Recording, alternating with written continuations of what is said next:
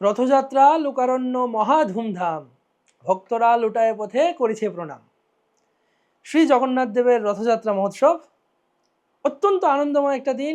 এই দিনে শ্রী জগন্নাথ দেব, বলদেব, সুভদ্রা মহারানী, সুদর্শন সবাই রাস্তায় বের হয়ে আসেন সমস্ত ভক্তদেরকে দর্শন প্রদান করার জন্য।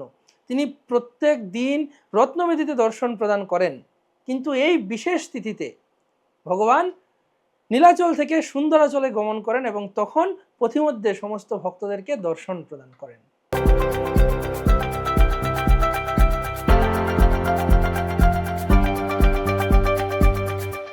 হরে কৃষ্ণ, সবাইকে স্বাগত মিশানো কথায়। সবাইকে শ্রী জগন্নাথ, বলদেব, সুভদ্রা মহারানীর রথযাত্রার অগ্রিম শুভেচ্ছা। তো আগামী 7 জুলাই শ্রী জগন্নাথ দেবের রথযাত্রা মহোৎসব। আশা করছি সবাই রথযাত্রার প্রিপারেশন নিচ্ছেন।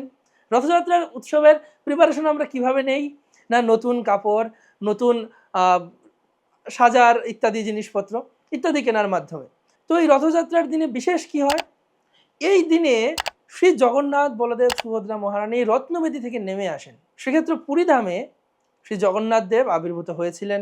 সেখানে তিনি প্রতিষ্ঠা হওয়ার পর তিনি সবসময় সেই মন্দিরেই অবস্থান করতেন।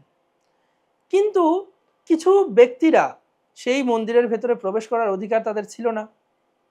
শুধুমাত্র নির্দিষ্ট কিছু ভক্তরাই এবং কিছু জাতির জন্যই শ্রী জগন্নাথ মন্দিরে প্রবেশাধিকার রয়েছে, বাকি সবার জন্য প্রবেশাধিকার সংরক্ষিত।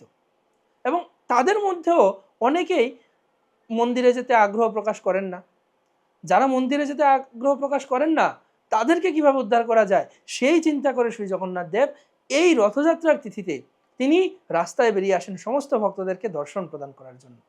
এই রথযাত্রার মূল তাৎপর্য হচ্ছে শ্রী জগন্নাথ দেব নীলাচলে সবসময় অবস্থান করেন এবং সেই নীলাচল থেকে এই তিথিতে তিনি রথে করে সুন্দরাচল তথা বৃন্দাবনে তিনি গমন করেন। তেমনিভাবে নীলাচল থেকে সেই শ্রী জগন্নাথ দেবের রথ চলতে শুরু করে গুন্ডিচায় অর্থাৎ মাসির বাড়িতে, সেখানে গিয়ে সেই রথ থামে।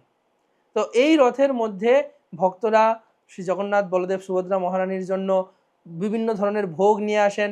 বিভিন্ন ধরনের ফল, কাঁঠাল, আম ইত্যাদি ফল নিয়ে এসে শ্রী জগন্নাথ দেবকে ভোগ নিবেদন করতে পারেন। শ্রী জগন্নাথ দেবের বিশেষ মহিমা হচ্ছে তার রূপ এইরকম। আমাদের যেমন চোখের পাতা রয়েছে, শ্রী জগন্নাথ দেবের সেরকম চোখের পাতা নেই। তার চোখের অবস্থান হচ্ছে অপলকভাবে তিনি সবার দিকে তাকিয়ে আছেন, যেন কেউ তার কৃপা দৃষ্টি থেকে বঞ্চিত না হন।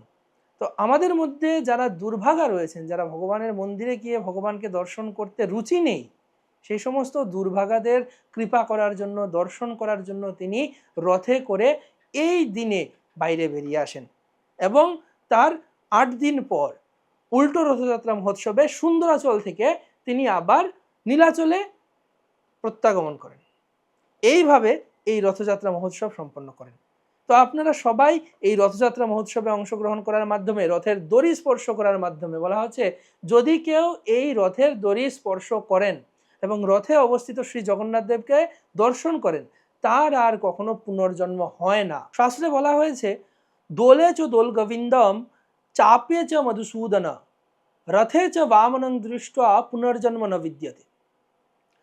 দোল পূর্ণিমাতে দোলের মধ্যে যদি গোবিন্দকে দর্শন করে, নৌবিহারকালে কেউ যদি মধুসূদনকে দর্শন করে এবং রথের মধ্যে উপবিষ্ট শ্রী জগন্নাথ দেবকে যদি কেউ দর্শন করে, পুনর্জন্ম ন বিদ্যতে, তার আর কখনো পুনর্জন্ম হয় না। তো এই বিশেষ তিথিতে, এই বিশেষ দিনে আপনারা সবাই শ্রী জগন্নাথ দেবের রথযাত্রা মহোৎসবে অংশগ্রহণ করার মাধ্যমে নিজের এই মানব জীবনকে সার্থক করতে পারেন এবং এই জন্মকেই আপনি আপনার শেষ জন্ম হিসেবে নির্ধারণ করতে পারেন।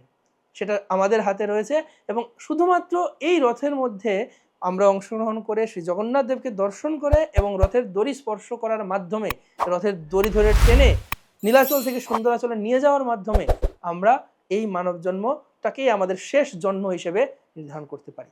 তাই এই বিশেষ সুযোগ গ্রহণ করুন এবং শ্রী জগন্নাথ দেবের রথযাত্রা মহোৎসবে সবাই অংশগ্রহণ করুন। হরে কৃষ্ণ, সবাইকে ধন্যবাদ।